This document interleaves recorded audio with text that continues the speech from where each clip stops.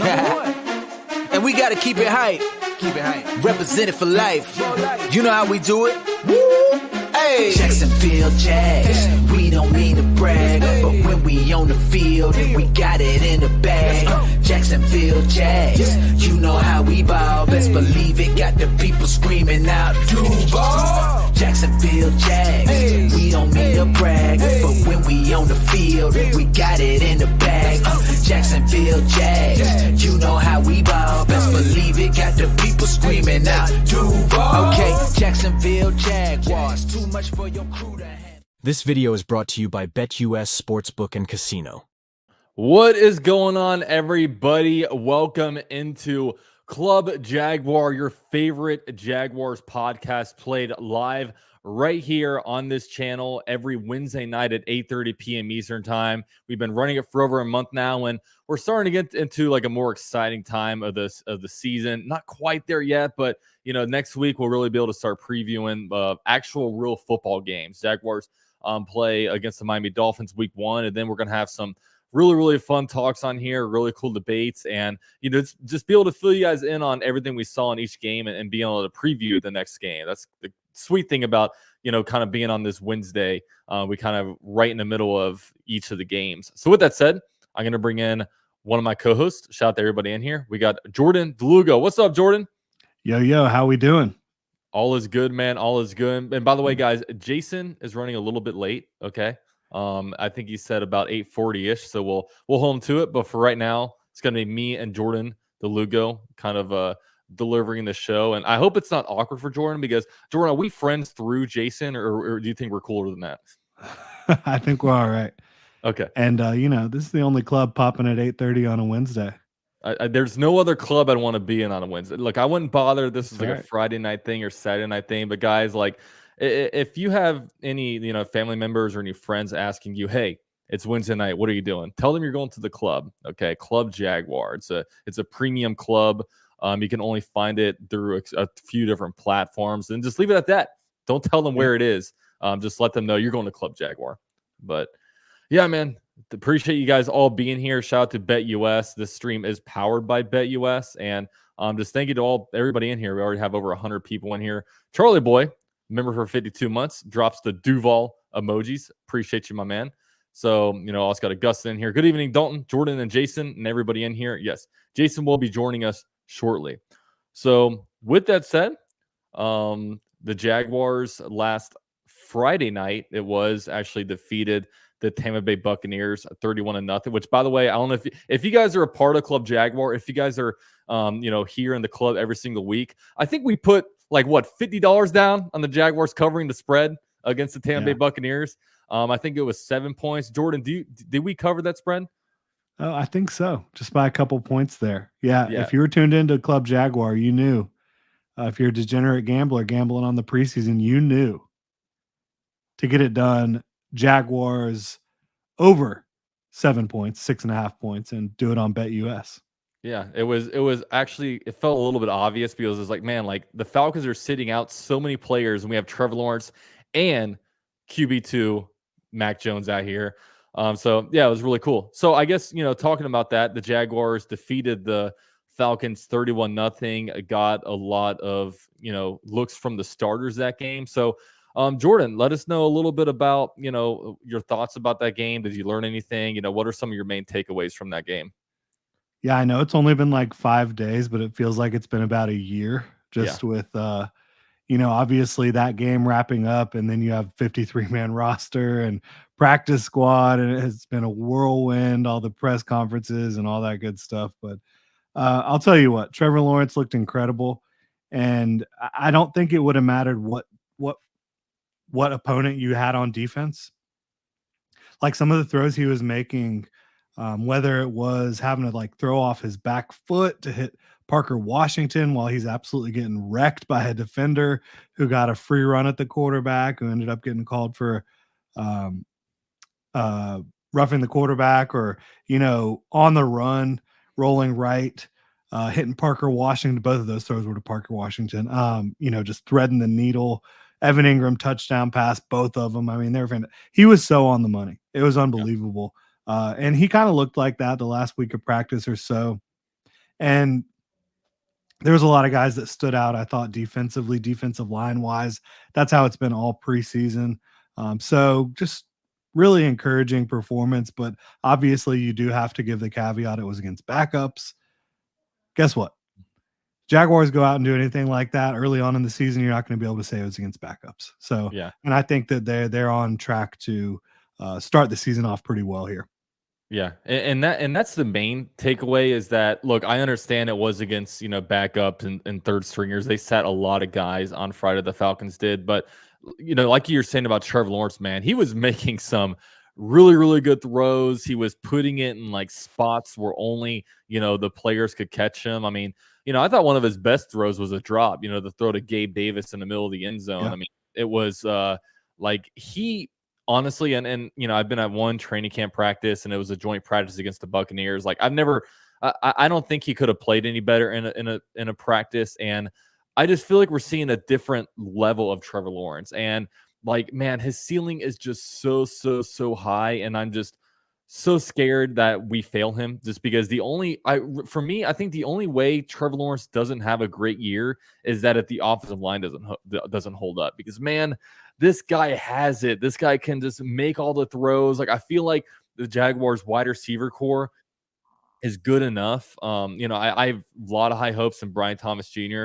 He was a guy that I really wanted the Jaguars to draft. And, I think overall, like, man, I guess when it comes to like Trevor Lawrence, like you have to be feeling better about him after, this training camp and preseason that he did coming in.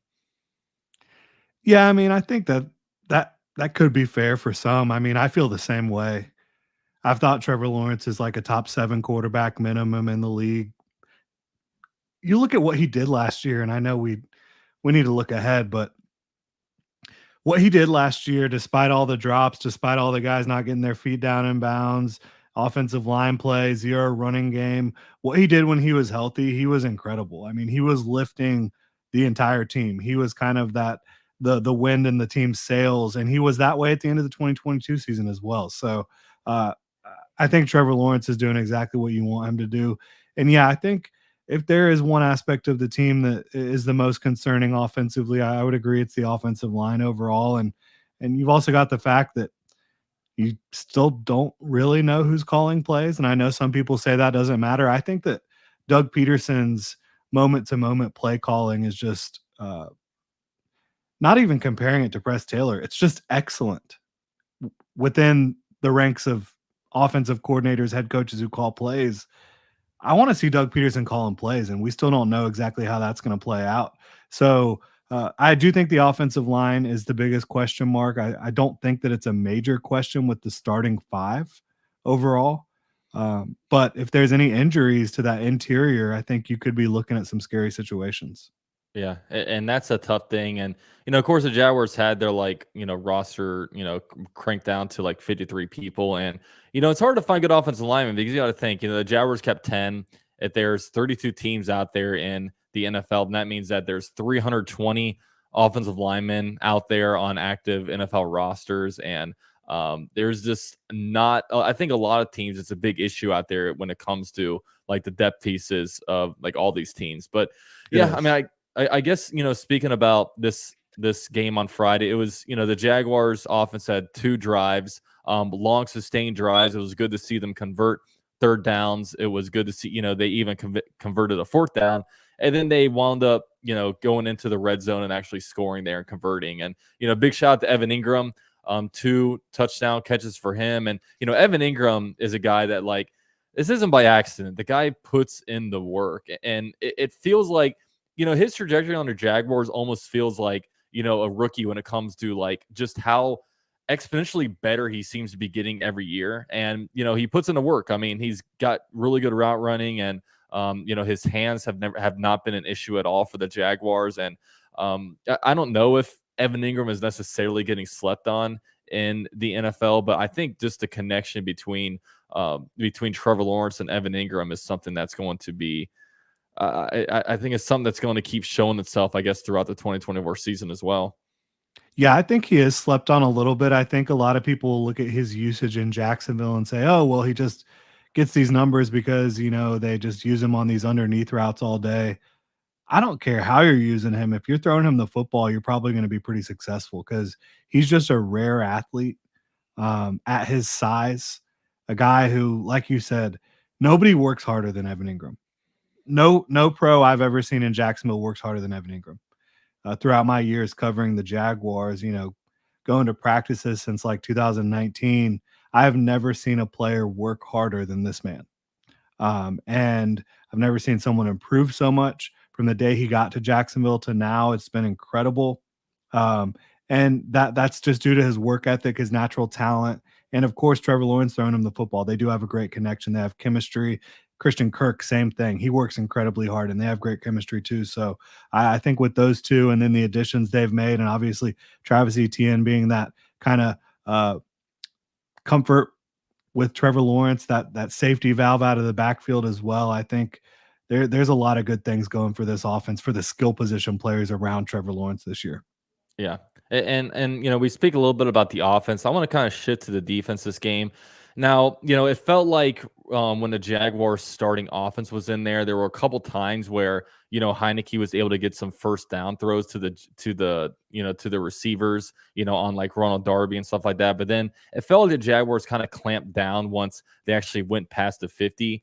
Do you think that like that's kind of might be the design of this defense is like, were they just straight up beating our defenders, or is there a sense of like urgency once they kind of get past the 50? I guess what were some of the takes on that?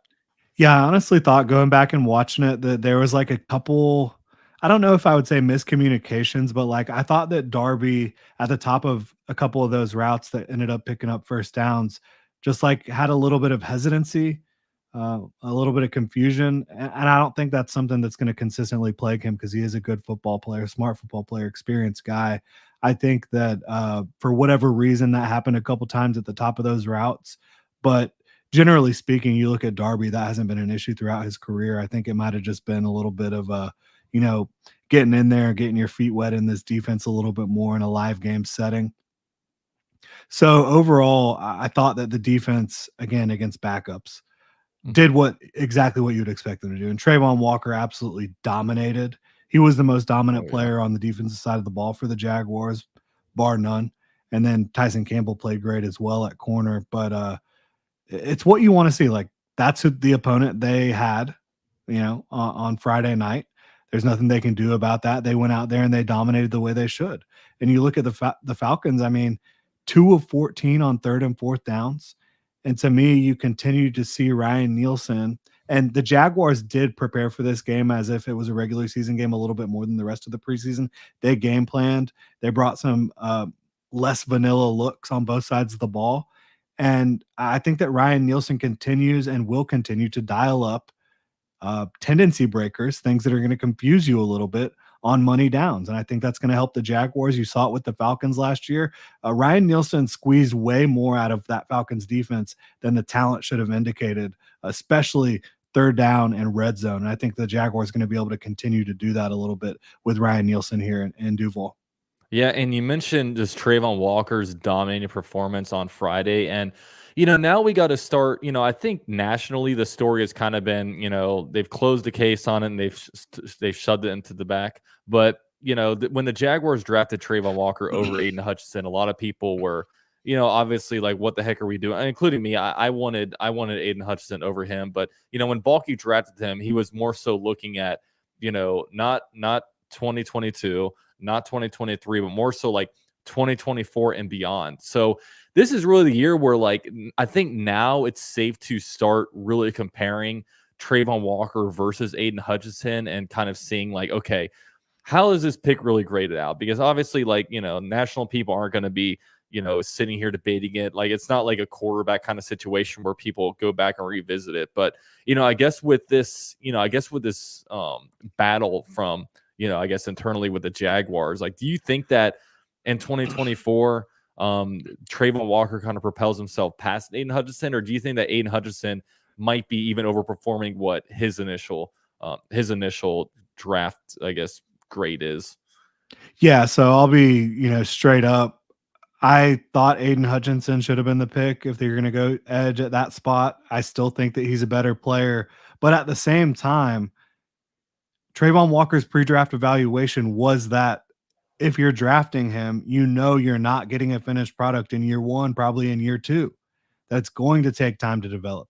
So I completely agree with you that 2024 is a big year for Trayvon Walker. I think he took big steps forward in 2023 as well.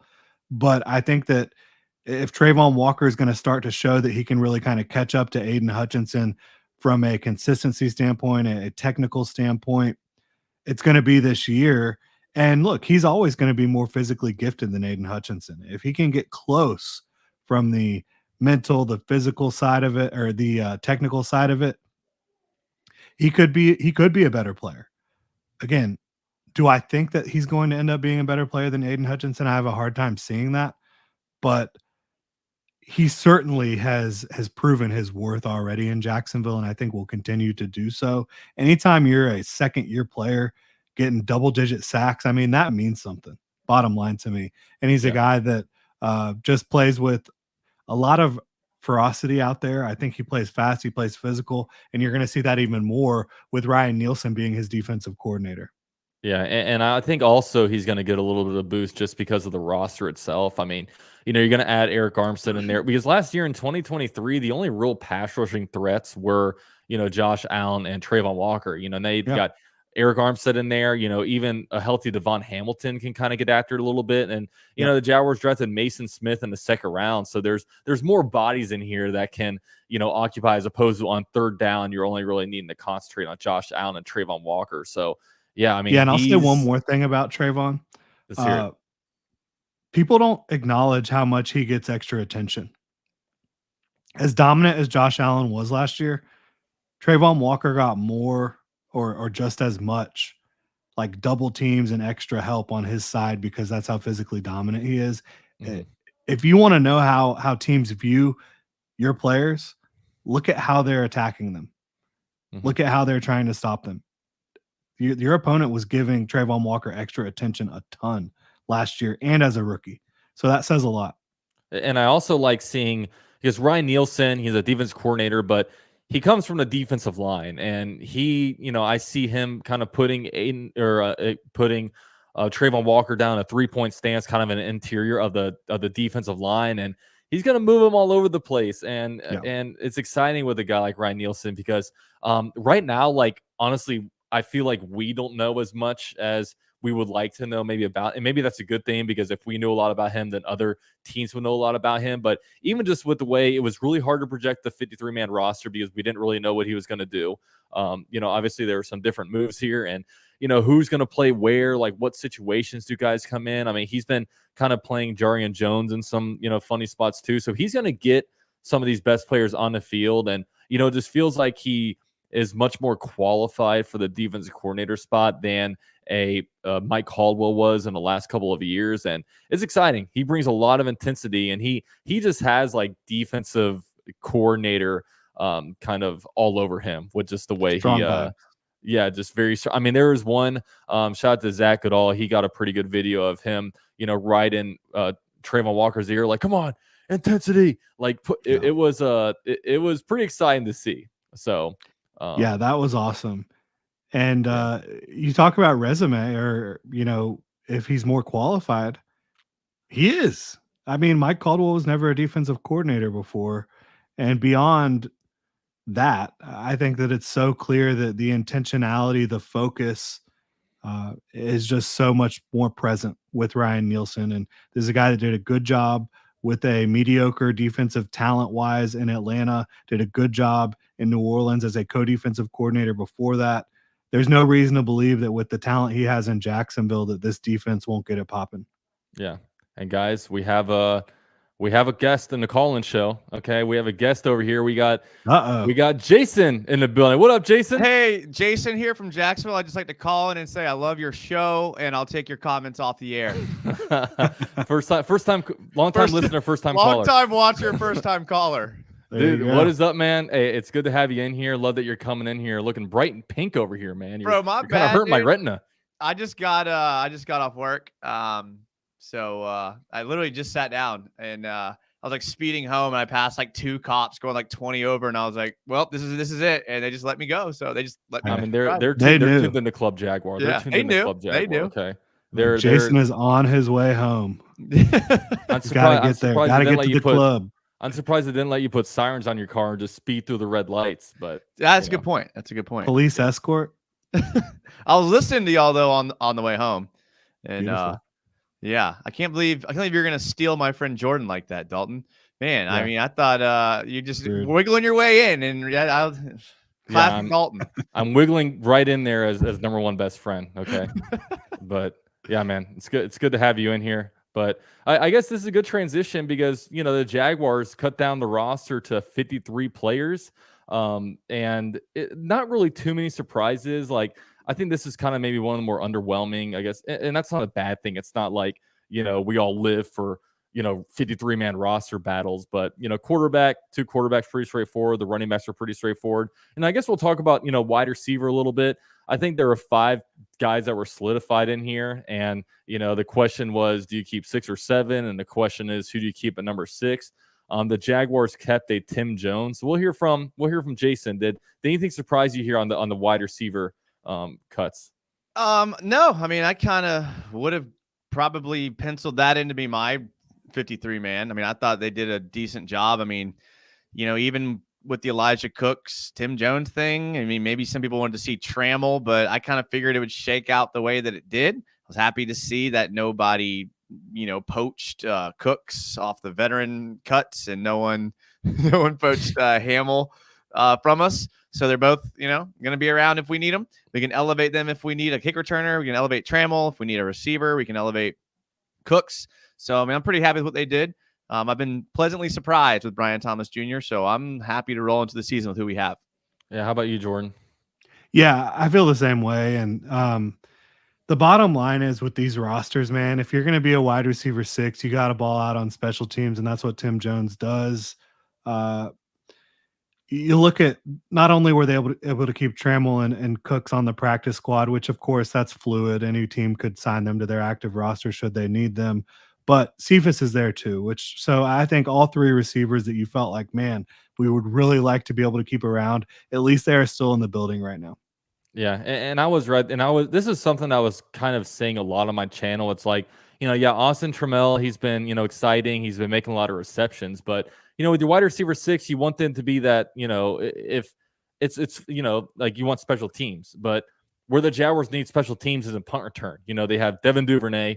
They have Parker Washington. If they're in a real pinch, they have Christian Kirk. And then you have a Trammell. Okay, so he's not going to really contribute for you there. Then, you want a guy that's going to be a gunner in special teams, and Trammell just isn't built to do that. And you want a guy like if we were to be down like a Gabe Davis and Tim Jones were to get some more snaps, they're not going to be throwing Tim Jones the ball 7-8 times in the game. They're going to be in there. He might get a pass or 2, but his primary responsibility is to go in there and block people. And that's kind of and it sounds boring. I know it's when we want to look at, in the preseason, you want to look at stat lines and box scores and say, oh, Trammell had 6 receptions for 80 yards. He's got to be on the roster. But, truth is, there's, even though it's wide receiver, there's like way different roles in each of these wide receivers on the Jaguars. And that's kind of the beauty of it. So, yeah, the Jaguars, Elijah Cooks gets put to the practice squad. So does Joshua Cephas. So, Jaguars didn't claim anybody and nobody got claimed. So the Jaguars were,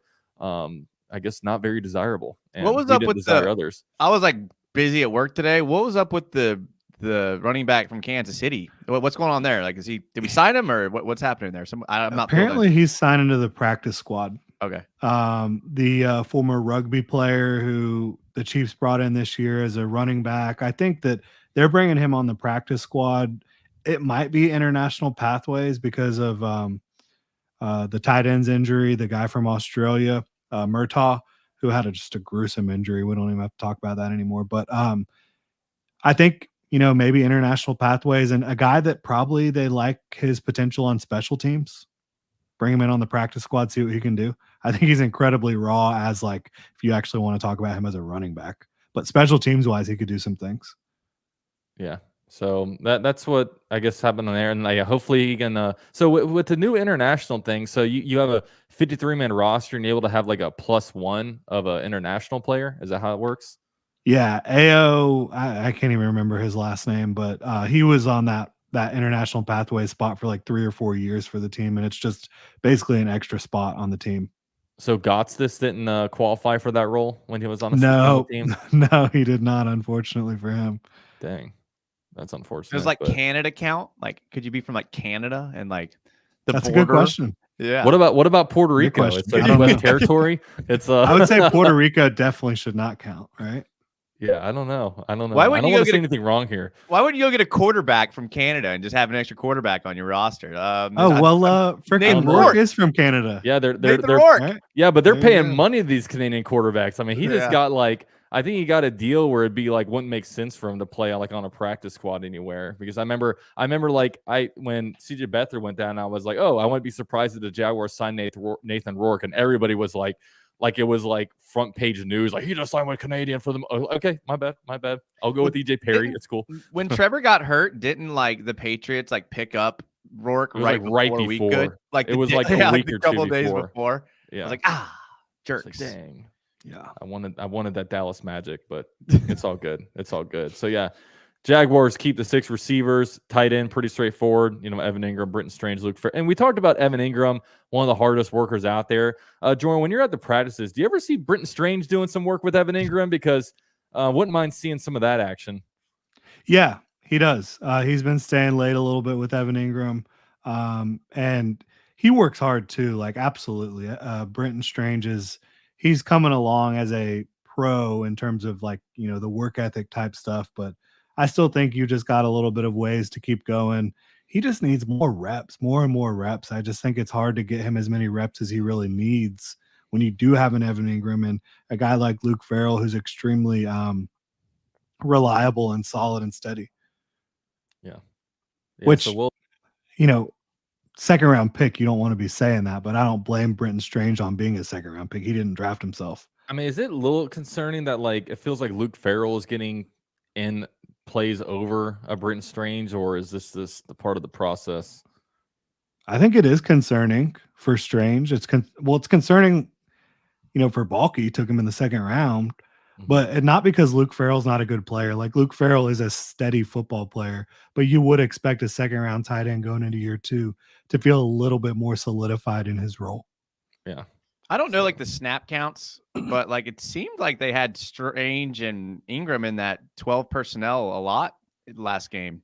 I feel like I noticed him more in that situation. So maybe they're trying to, ease him into it a little bit.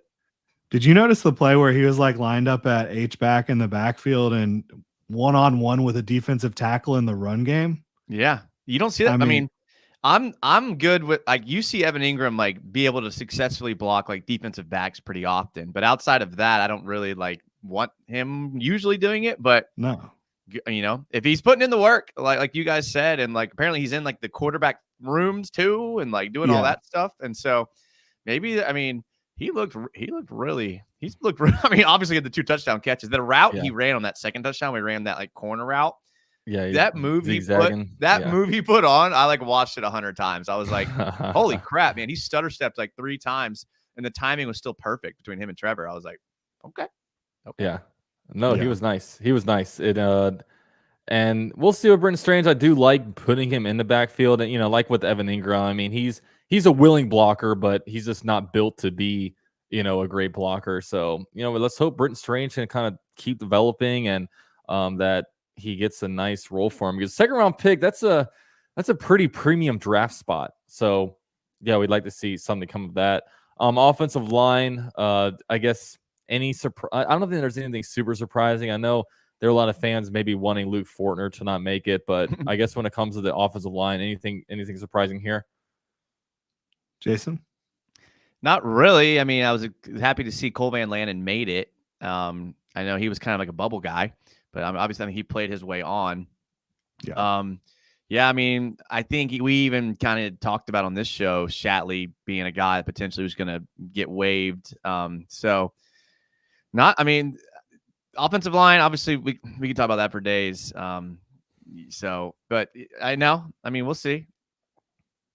Honestly, have like no concern if like the Jaguars' offensive tackle depth, I think, is as good as any team in the league, if not better. But man, the interior offensive line does scares the crap out of me right now. Do you feel good Like, about if Cooper? So if the left guard gets injured, is Walker Little the first one to go in? I think he should be. So what about I think he center and should right be. guard? Is that Cooper Hodges that goes in first? I would put Little at right guard if I had to. Little would go in at right guard too. I Wow. would. Does he get many like snaps in the training camp? Do you ever see him get reps there? He's been playing mostly tackle, but I mean, he's Yeah. cross-trained at guard throughout his career. Yeah. And I just, Man, that's a lot of spots. I'm not ready to put Cooper Hodges in the game right now. Yeah. Were you What about- surprised Blake Hance got cut? A little just because his versatility, but I don't think he played particularly well throughout the preseason. I think the Jags were just like, look, Cole Van Lanen outplayed him. And Cole Van Lanen does have experience at guard too. He hasn't really done that for the Jaguars. But so there's some guys they can like try to plug in on the interior. But like if you were telling me that Cooper Hodges and Luke Fortner are your only two backups on the interior, that's a little frightening. So do you think how long do they keep the number 69 retired before they give it to somebody else? Well, I don't think it's going to be as long as the Giants went before they gave up number 1 to Malik Neighbors. Yeah. That's funny. Which But I yeah, don't understand personally. Yeah. Who was this is dumb, but who was number 1 before Malik Neighbors over there for the Giants? Somebody from like the 1920s. Oh, okay. I I was don't like Eli was number 10, right? Like Yeah. They No, it's haven't, been like 80 years or something like that Yeah. since that. Don't retire numbers if you're going to unretire them. That's just my opinion. Yeah. And it's funny with the Jaguars, like they unofficially have like number 8, number 30. No, number 32 was like unofficially retired forever. Then they just gave it to Tyson Campbell. Yeah. Tyson Campbell was the first player to wear 32 since Maurice Jones-Drew. And I know when Tony Baselli retired, they said we officially retire this number, even though nobody has worn it since then. And yeah, like I said, nobody's worn Mark Brunell's number, Jimmy Smith's number, and Fred Taylor's number. So Yep. something to kind of look at. Shout out to that dude, Evan. Member for 29 months, 3 phenomenal beards on my screen right now, dude. Thank you. It's like the AT&T bars right now. It's like big and then it goes down. I like it. I was rocking a pretty thick beard last show, but Yeah. I've told you guys before. I don't know how you do it. It's This itchy. is fresh off a trim. It's hot. Yeah, Jordan, Wow. you were looking a little bit rough at the end of training camp. You needed No doubt, yeah, man. you look I like- needed- you look I needed like- a few days off. Is Yeah, that I a needed haircut as few well? days. Yeah, had to do I'm- it. I'm I needed a surprised. few days where I could just Ooh. get myself together. I thought you was going to see a Wilson ball appear behind you. So Yeah. It's right But- over here. Don't worry. But by the way, guys, this show is brought to you guys by BetUS, and I want to do something a little bit different. Let me get the right banner out here. Boom. I want to do something a little bit different. So we went through and we did the Jaguars win total. It's over under 8.5 a few weeks ago. We all said over, but I want to go around the AFC South. Okay. So we'll start from, I guess, first to last. The Texans finished first place last year. Their over under is actually set at 9.5 wins, which honestly for me is a little bit surprising. But we'll go around the table. We'll start with Jordan. Where are you feeling on the Texans on this line? Over. Over. Yeah. I've looked through their schedule. That team is just too well coached, too talented. And so everyone's like, oh, well, the Jaguars had all this hype last year and they ended up not having a good year. They're same as the Texans. The Jaguars sat on their hands last offseason. The They did. Texans Yeah. actively went out and made their roster so much better this year. And I think that, last year the Jaguars had Mike Caldwell as their defensive coordinator. Who's leading the Texans defense? D'Amico Ryans. Okay. So I think the Texans are a very good football team. I think they're going to win more than 9.5 games. I think I know how Jason's feeling. Jason, let's hear from you. Smashing the over. Smashing the over. I'd find the win total where they're like whatever it is, like 10.5, whatever it is, where I can get like make money off of it, and I would smash that probably. Yeah. And no, it's funny because a lot of times we see different people come out with a list and everybody's having like, the Texans in their top 5, power rankings. But like, where you really want to look, you want to look at where like the betting sites and, Vegas, where they're putting in. And, obviously BetUS is our favorite one in the industry. And, 9.5 wins, like that to me is interesting because this is showing that they're not as high on the Texans as maybe like what they're kind of putting out nationally. I will go over on this one just because I think that the Texans do have a good team. I think, 11, 12 wins on the season for them. And, kind of like Jordan said, I mean, while the Jaguars sat on their hands last year, I mean, the Texans went out and got, Stephon Diggs, Joe Mixon, they got Daniil Hunter, Autry in there. Yeah, they went and did some things. So the main thing that forget Foley Fatukasi. Yeah, they got fully Fatukasi. So, he's if going he's over healthy, there. he can't stop the run. I'll give him. I'll say is that. Is he over there sharing the Jags playbook with him, trying to take the Jaguars down? I don't know if he knew the playbook. I don't know if he played enough to know the playbook. But yeah, that's and while they did that, the Jaguars and the main thing we're hoping with the Texans is that like all of a sudden all these like additions, it's like addition by subtraction. But a lot of people point, oh, Stephon Diggs, he's a cancer. It's like, yeah, but he's still pretty good. And a good locker room can kind of shut that out. I mean, we saw him, bitching and playing that Buffalo lot, but Buffalo still went out there and won games. So I think over here it's like consensus over, unfortunately, as much as I hate to say it. But yeah. So next up, we'll go with the Indianapolis Colts. We'll start with Jordan on this one. It looks like this is at 8.5. So Jordan or Jason, where are you at on this one? I mean, again, you got to look at, like you said, where they're putting that line. Like we looked at the Texans line, it was minus 146. So, you put down 146 to win 100. Here you're at plus 105. So you're actually winning money if they hit the over. So they're kind of leveraging under 8.5 if you look at it. I'm still taking the over on this. Like, I think with Anthony Richardson being healthy, I thought they, Adonai Mitchell, obviously Michael Pittman Jr. I mean, I kind of like what they're doing. I think they're well coached, and we all know they have like one of the best front offices in the league. And I could see it being right at that number, but if I'm betting it because I'm getting the plus 105 and not the minus 135 of the 8.5, I'm taking the over. Let's hear from you, Jordan. How are you feeling about this Colts line? I would go under. Obviously, if Anthony Richardson hits the way they hope he hits, they could smash. And I'm a fan of Anthony Richardson. I think that his pocket presence, his awareness, just his ability to understand how to play the position is underrated. But his accuracy is still very scattershot. I do love Shane Steichen. I just think that what Shane Steichen did last year was so incredible with Gardner Minshew. Mm-hmm. Just revolving the offense around what he can do and taking away the things that he couldn't do and the things that he struggled with physically. But he knew exactly what Gardner Minshew could and could not do. He'd been around him for a couple years. He'd seen him play in the NFL for a while. The thing is with Anthony Richardson, there's just going to be inconsistencies, in my opinion, in year one.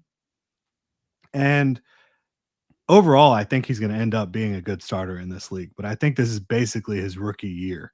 And I think that when you look at the defensive side of the ball, Gus Bradley is still running that same cover 3, and he's added little tweaks here and there, but everybody say, hey, what up to Jason's cat? Oh,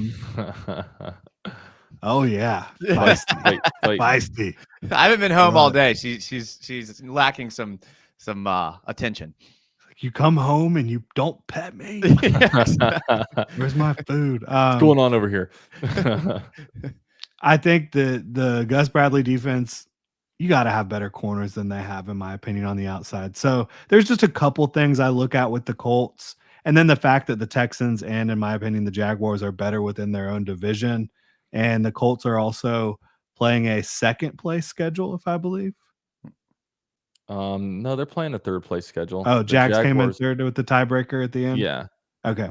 So anyways, I still think that the Colts are going to if I had to put money on it, I'd go under.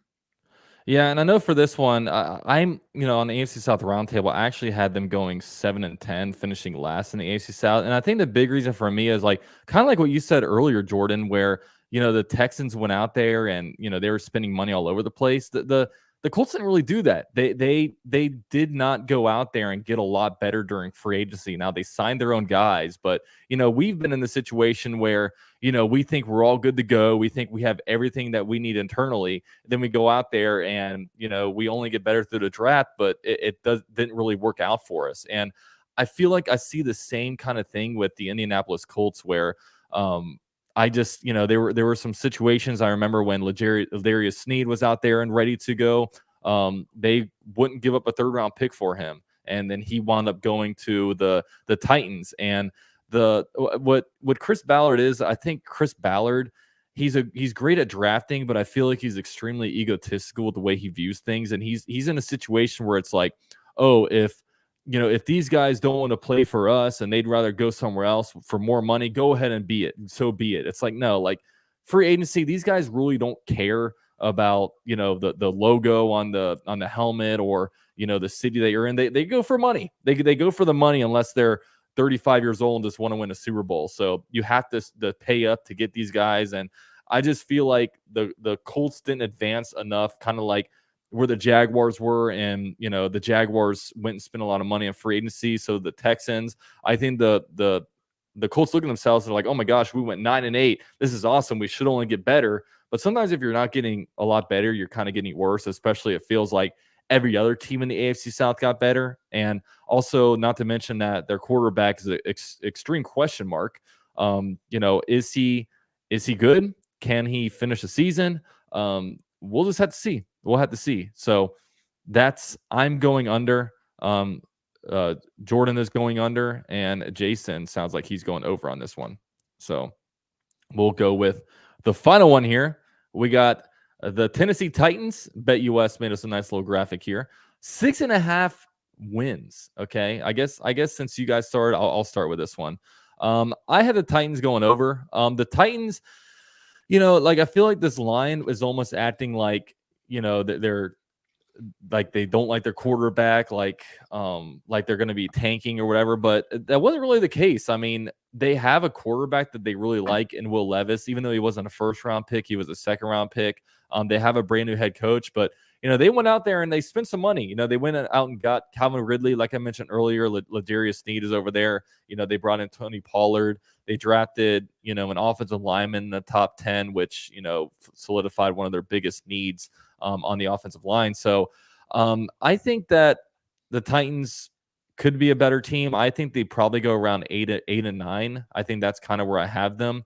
I think they got some good receivers, even though I think between D-Hop, Calvin Ridley, and Tyler Boyd, there's like 27 years of experience there. So I don't know if that is a good thing or a bad thing. I mean, if you go on a time machine and go back, 8 years, you got a really good D-Hop. If you go back 5 years, you have a pretty good Calvin Ridley. Obviously, Tyler Boyd has been around for a while, but I think on this number, I'm going to go over on the 6.5 wins. So we'll hear it. Jason, what do you think?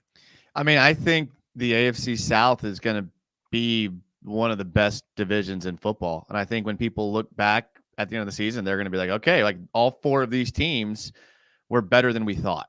And I'm putting the Titans there too. I mean, I'm actually a huge fan of Bill Callahan. I think that he's a really good coach and he's a good play caller. His dad's there with him, who's a legend as a coach, kind of helping out with the team. I'm bigger on Will Levis than most people. I think he's got a big arm. I think he can adjust his arm angle really well around defensive players, and he can throw off balance and pretty accurately. I mean, if you take away that first game where he threw 4 interceptions or whatever it was, he actually ended up playing pretty well throughout the rest of the year. Yeah, those guys are aging, but I still think they can be productive. I mean, we saw Calvin Ridley here with 1,000 yards. So I think I'm taking the over on this one as well. I'm taking the over on all 4 teams. And like I said, I think you're going to look back and the AFC South is going to be one of the better divisions in football. All right. Let's hear from you, Jordan. I think this is the perfect line, personally. I think in between 6 and 7 wins is where they're going to end up. I do think that they're a competitive football team, but when I look at other teams around the league and their quarterback situations, their defensive fronts, like if Jeffrey Simmons misses any time, I think this defensive front is going in the toilet. And respect for Arden Key and Harold Landry, but those guys aren't like ones. Um, and I need to see more from Will Levis. Yes, he is incredibly gifted physically, but I don't see, as much as like I talked about Anthony Richardson, the pocket awareness, the ability to step up in the pocket, read the field properly, go from read to read. Anthony Richardson can do those things. He's not that accurate. I think Will Levis struggles with those things as a quarterback. And until I see him do more of that, and maybe Brian Callahan will help in that regard. But I worry about that. And I'm still terrified for the right side of that offensive line. I think it's still absolutely in shambles. And assuming JC Latham, who is one of the youngest players in the draft, is just going to come in and be ready to go against some of these great rushers in the AFC South and across the AFC and across the league, I think it's a reach. Like, I think Anton Harrison was a much better player last year coming out than JC Latham is. So I think a lot of people are like, oh, Anton did it. That doesn't mean every rookie offensive tackle does it. In fact, usually even the really good ones struggle mightily in pass protection in year one. Yeah. So interesting stuff. A lot of us have kind of pretty high regards, I think, of the AFC South. It's definitely shaping out like one of the better one of the better divisions in football finally, because it feels like in the last few years it's like everyone is stuck or maybe only one team is good. So it's good times. And also the Jaguars, we spoke about, if you guys want to kind of hear our analysis on this, go back a few weeks. The Jaguars, it's at 8.5 right now. Jaguars finished each of the last 2 seasons with 9 wins. So that's one that might be interesting to go on. But with that said, if you guys are interested in any of these lines, guys, we have a promo code down below for you. It's going to give you a 125% deposit bonus, meaning that if you put down $100, BetUS will put $225 in your account. It's the number one sports book in the industry, guys. You got 24/7 customer support, also quick 24-hour payouts, and even they have like a 10% gamblers insurance where if you're like going on there and you don't listen to Club Jaguar and you're not putting $50 down on preseason games, you guys will be able to get some money back. Okay. So, with that said, BetUS has you guys covered, link down below. And, also it's going to be in a pinned comment. So shout out to BetUS for sponsoring this video. And I want to kind of go on. We got about 13 minutes left in this. So I want to kind of go into another category. I want to talk about, let's get some like bold predictions out here. Okay. Some bold predictions that you guys may have for the season. I'll start because I want to give you guys maybe a little bit of time to think, but I think that in the season, Brian Thomas Jr. will have more receiving yards than Calvin Ridley had in 2023. I think that everything we've seen, I think everything that we've seen from Brian Thomas Jr., I don't know, like there might be some kind of acclimation period, but I mean, I think he's going to have some games where he explodes. And the fun thing about this preseason is that, we saw 3 different elements to his game. We saw the deep ball, it was contested ball. He was unofficially pass interfered with, and he caught it. We saw one where he ran a really nice route and then, caught a 2, toe drag swag type of thing on the sideline. And then in the final game, we saw him as a horizontal threat, get the ball and run all the way down the field. I think it was like a 39-yard catch. He had the most yards per reception in this in the preseason of any NFL wide receiver. So that is one of my bold predictions. How do you guys feel about that? I want to hear Jordan. I want to hear Jordan before I go. I want to see if he steals mine. Well, I like that one a lot. I just think it could be difficult because the Jaguars did force feed Ridley last year. And so I think that did pump up the numbers a little bit. And Brian Thomas Jr., I think it's going to be a really balanced passing attack. So I think he will be more efficient than Ridley was last year. I do. Looking at my bold prediction, I think the Jaguars running game, I think that their offensive line in the running game is going to be significantly improved. I think that they're going to average 4.4 yards per carry on the ground this year. Ooh. After averaging like 3.9 last year, something like that. So I think ETN's ability to obviously explode through the gaps when they're there is going to be huge in that regard. He's going to help out the offensive line, but I think that this running game gets on track. I think that's bolder than my prediction. And that's not me saying I think that they're going to be super consistent. I think that they're going to be able to bust off big chunk runs this year on the ground with Travis Etienne. So yeah, let's hear from you, Jason. I know you're a big offensive line believer in this Jaguars. Well, I don't. It's hard. I get it. I mean, if you look early in the season before they went and crapped themselves, they were averaging a pretty decent yards per. Team was playing pretty well. They were running the ball pretty well. Something happened. I don't know what it was, but I haven't seen that yet. So I haven't seen them back to that initial form. So if they could, that would be great. I don't know. My bold prediction, I think I'm going to have two here real quick. I think Evan Ingram, and I know this doesn't sound so bold after last week, but I think Evan Ingram leads the team in touchdowns this year as far as pass receptions. So I think, and because after last year, he obviously didn't get in the end zone a bunch. And I think this year with more weapons around him, it's going to space the defensive coverage in the red zone and not allow them to play as compact. And because with the threats of Brian Thomas Jr. on the back pylon, Gabe Davis along the back of the end zone, Christian Kirk with those out routes and those arrow routes, I think you're just going to open up a lot for Evan Ingram. And I think so why didn't they go to Evan Ingram more in the end? Because I remember when we were having red zone struggles, it was like we don't ever throw to Evan Ingram, and he's a huge body. Why is it that it didn't really start coming until later in the year? I mean, I think it was just a mistake. Yeah, like Trevor was kind of just choosing options that weren't him. As simple as that sounds, like he was going for those back pylons. He was going for, scrambling into the end zone or hitting ETN shallow and trying to let him fight for it.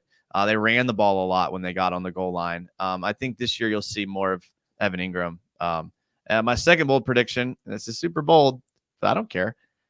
I think Travon Walker ends the season with more sacks than Josh Hines Allen. I think because what we've seen in the preseason so far is where last season we saw Travon Walker getting the double teams. In the preseason, we saw Hines Allen getting the double teams and Travon Walker being left by himself. You bring in Arik Armstead, who can play all along the D line. You allow Travon Walker to actually get an interior push on some packages. And I think you're going to see him back in his natural position. And he was already pretty good playing out of position last year. Another year of development and now an extra focus on Hines Allen on that side. I think there's a chance you see Travon Walker kind of go off this year and lead the team in sacks. Yeah, I had a bold prediction too about sacks. I had one too. Okay. Say it at 3. 1, 2, 3. Velociraptor. Oh wait, no. 40 sacks for the trio. Sacks. For the trio. I was about to say I think that Josh Allen, Travon Walker, and Arik Armstead each get double-digit sacks. Yeah, that's pretty much the same thing. Yeah, it's pretty much the same thing. Yeah, it's just I think it's a good, and obviously we have to be in have a lot of leads for that to happen. We got to be in a lot of passing situations. But man, like I know with Travis Gibson going, which I don't know, Jordan, are you okay after that trade? Are you all right? Were you? I don't think it was smart. But okay. I'm okay. Like I still think that they have, like I've said, like they have interior defensive linemen that can play defensive end if they need it. But was he their third best edge rusher? In my opinion, yes. Yeah, and now I think the big thing compared this year to last year is that the Jaguars, outside of Travon Walker and Josh Allen, had nobody that could rush the passer. And then now, obviously you have Arik Armstead. You have, some interior guys like, Mason Smith should be able to get after it. Devon Hamilton is also a guy that, when healthy, he's able to get after it, and he looks pretty good so far. And obviously, Maniac, he asked me a question. I'm going to answer it, bro. Let's hear it. Oh, let it go. I'm just going back. If you guys are a loyal club Jack, if you guys have been in the club, okay, since July, I went around and kind of asked who your guys is. I think it was like who's your dark horse candidate or something. And, Jordan went with Travis Gibson, but he's gone now. I mean, the Jaguars were planning to cut him. And obviously, I think it says something about Miles Cole where the Jaguars wanted to keep this freakish athlete. I think it kind of says, hey, maybe this guy actually has something, because if he can put it together fundamentally, I mean, Miles Cole has some insane measurables. So Yeah, and he played his ass off in the preseason. yeah, and that's He one did I so much remember. better than I expected. Yeah, I mean, I remember I asked Jordan about it. I said, "Hey, how do you feel about we went through the draft picks? How do you feel about Miles Cole?" And I know Jordan was like, "Yeah, like I don't see it coming." And it's good to see rookies being able to push some veterans off the team because if Miles Cole, if he turns into a good player, I mean, we got 4 years of very, very cheap labor and obviously tremendous upside with him. So yeah, that's something definitely to look forward to. But I guess another question I might have for you guys is, who do you guys think will lead the team in interceptions in 2024? I got my answer. Go for it. Andre Cisco. Cisco. You saw Jesse Bates do it last year. Same situation, same defense. I think that Andre Cisco, not only does he have a bag to earn, but he's the most natural ball hawk as well. And I think he's in a situation where he can go get that job done. I think he'll get 5 interceptions. Yeah, I mean, that was my immediate thought was Andre Cisco as well. I mean, you saw him. He's always around the ball. Even at Syracuse, he was always around the ball. And that was one of the things He I led liked about him. college football. Yeah. During his time in college football, he was the interceptions leader. Yeah. Yeah. And I mean, if Campbell can get back to form, he's always around the ball too. He's always there. But I think they're going to target the other side more. Yeah. Yeah, for sure. And Cisco will play if they do what we've seen in the preseason, Nielsen runs a lot of that one high safety, and Cisco's that guy. And so he's going to be at a higher likelihood of being able to be around the ball. Whereas like a boundary corner, not only do you have to target him, it has to be a throw that he can make a break on. So Cisco, just probability wise, I think will be at a much higher likelihood of being around the ball on deep throws and jump balls and over the middle of the field type plays where you have an easier chance at getting an interception. So I think he would be my betting favorite. And I'm curious with you guys, so I know Ryan Nielsen, he confuses me a little bit with exactly what's going on in the defensive backfield. Because I mean, right now, like Darnell Savage is like listed as safety on the roster and everything. And then, but he's more so expected to be playing like slot corner. You see, you drafted Jarian Jones in the 3rd round, but it almost looked like he was sometimes like playing like linebacker. Almost, it looked like. I don't know. Like, what do you? Can you guys see like a plan for what exactly Ryan Nielsen is doing, or do you guys need a lot more sample size to really get your like head around what he foresees for this defense? I think if you watched him in Atlanta, it's going to be a lot of tendency breaking. There's going to be different looks each week, especially on 3rd downs, especially in the red zone. And if a guy has a skill set that can function in a specific role, in a specific package, even if it's only a couple times throughout the year, they're going to do that. And I think I love that about Ryan Nielsen. He's going to try to confuse his opponents. He's going to try to confuse his opponents every single week. And he's going to respect all of his opponents as well. And so I just really think that Ryan Nielsen, the way he can switch things up and get guys to be able to execute, and it's not just him, it's also his staff. Chris Richard wasn't with him last year, but I think Chris Richard, his ability to coach these guys up as well, and the rest of that staff, I've just been really impressed. And I think anywhere that Nielsen has been impressive. So it's not just like, seeing him in Jacksonville for the first time is making me say all this. He has been an impressive defensive coach for a long time. Yeah, I mean, I think Jordan, the word he used there where he kind of nailed it was the tendency breaker. If you look back at Super Bowl 2001, Bill Belichick, when they played the Rams, their only goal on defense was to just hit, was it Marshall Faulk every single play? And like, it doesn't matter where he went on the field, if he was in pass, if he was in running, they were going to hit him every single time because they saw that Marshall Faulk was the key to that offense. So if he did well, the offense did well, and they were able to shut him down in the Super Bowl. And I think Nielsen has a little bit of Belichick in him where he's going to identify the strength of the offense and then just key in on that and attack that. Like Jordan said, you look back at him in Atlanta, there was entire games where they were in an odd man front, like our front last year. And I was like, wait a second. I was told Ryan Nielsen was an even man, 4-man front guy. And I just watched a whole game of them being an odd man front. So I think when like we actually get to live bullets, we're talking all this about, oh, this guy's going to be at this technique and this guy's going to be this technique. I think you're going to see the most random crap of all time. And it's just going to be like, oh, well, that's random. Like you said, Dalton, they had Jerry and Jones at the strong side backer in the dime package. It's like, okay, like probably didn't see that coming when we drafted him, but I think it's going to be fun to watch. And it's going to be hard for any Jag fan to say, like, this is what he's going to do. We have no clue until we see it. So is it a little like, because I think one of the complaints about Mike Hallwell's defense was that it was a little bit confusing at times. Maybe players didn't really know where to be. Do you think that with all these different formations and all these different like looks that we're given, does that add a lot more complexity to this defense, or is there a way to kind of do it without overwhelming the defensive players? I think it had anything to do with the scheme. I think it had to do with the coaching. I agree.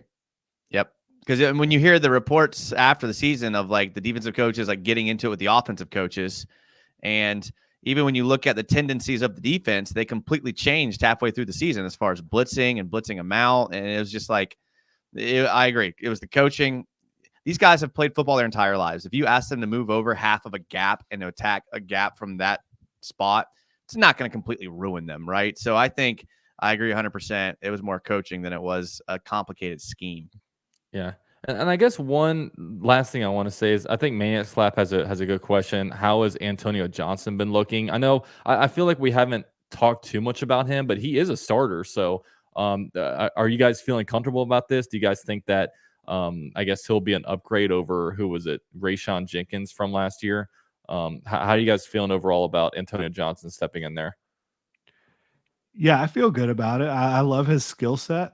And I asked Ryan Nielsen about him today and how he's grown since, day one of this offseason going into the regular season. And he said he's just grown so much as a pro, learning how to be a pro and maturing and getting on a consistent schedule. And now that he's going into the regular season, that schedule will be adjusted as well. But just growing from the maturity level, professionalism level, learning from the older guys, learning from the coaching staff.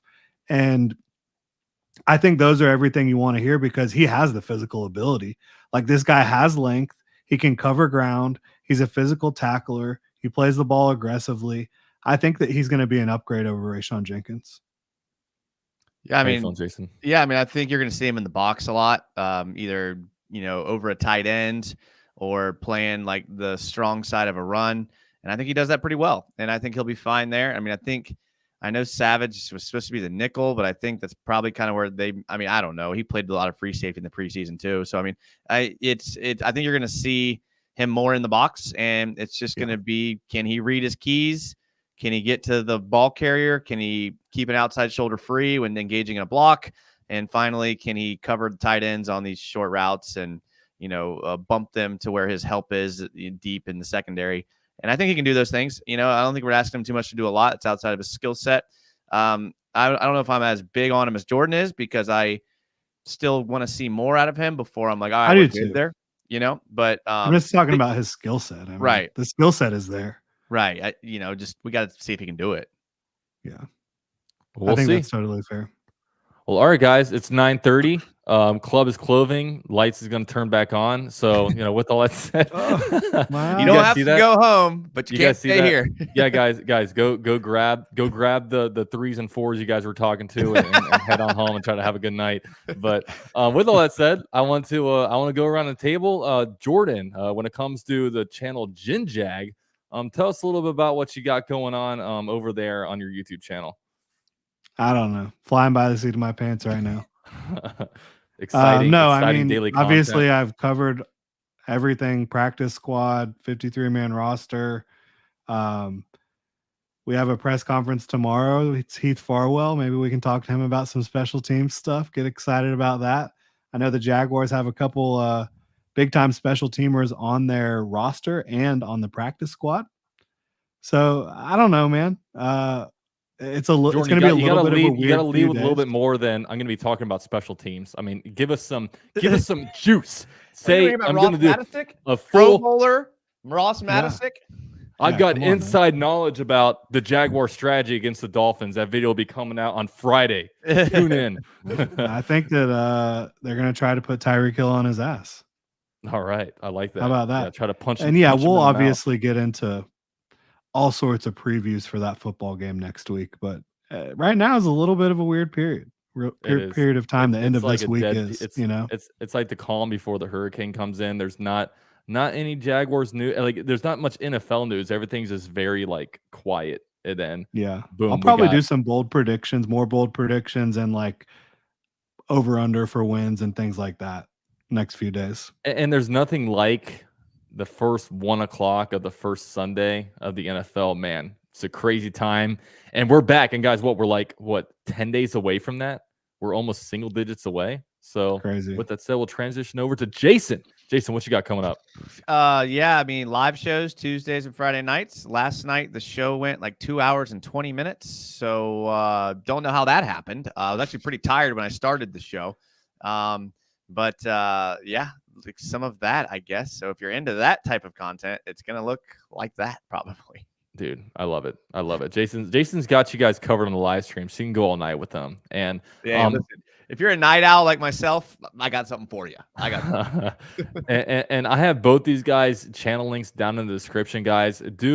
Look, if you guys only follow 3 YouTubers, do it right here, man. I mean, Jordan's got you on your daily content. Jason's got you guys on your live shows and your film breakdowns. And then I come in here every now and then and drop a video, maybe drop a live stream. You know, I'm not doing it as much as, I'm not with daily content. I can't promise you guys that, but I also try to be active on Instagram. I've been getting into the reels and posting some of that. I'm contractually obligated to do that, so shout out to that. and I mean, don't sell yourself short. You have a good live game stream as well. Oh yeah, that is that's a lot of fun. That's my favorite thing to do on YouTube. I love watching games with the fans. I love I get to have my dad and my brother in here to watch it. I mean, it's just a good old time. You know what I mean? We're doing exactly what we're doing without a camera, but we put on a camera and we're able to.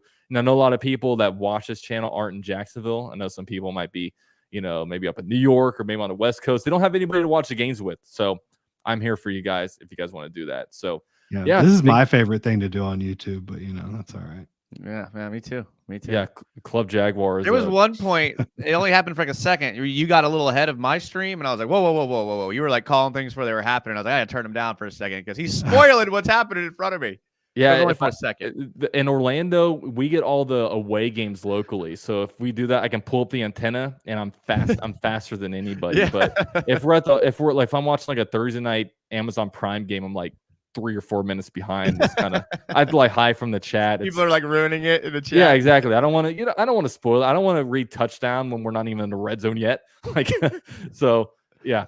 That's what we got going on over there. And yeah, to close this guys out, thank you guys so much for tuning in to Club Jaguar. Like we said, guys, these streams are brought to you guys by BetUS. 125% deposit bonus down below. Definitely check them out and hit me up if you guys have any, questions on how to do it. And also, guys, before you leave, I don't do this enough. Can you guys just like the stream? I mean, just do that for me. There's this thing called the YouTube algorithm. I don't know how it works, but apparently if you guys do that, it's going to share this stream out to everybody. I mean, there's people out there that do not know what Club Jaguar is because you guys aren't clicking that like button. Okay. That's it's true. Yeah. It makes me a little bit offended, but it's okay. I'm not going to cancel you guys as long as you guys don't cancel me. Okay. so with all that said, thank you guys for tuning in. We'll be back next week where we'll be previewing the Miami Dolphins game. Lots of fun stuff to come up. But with that said, thank you guys all so much for being here, and go Jags.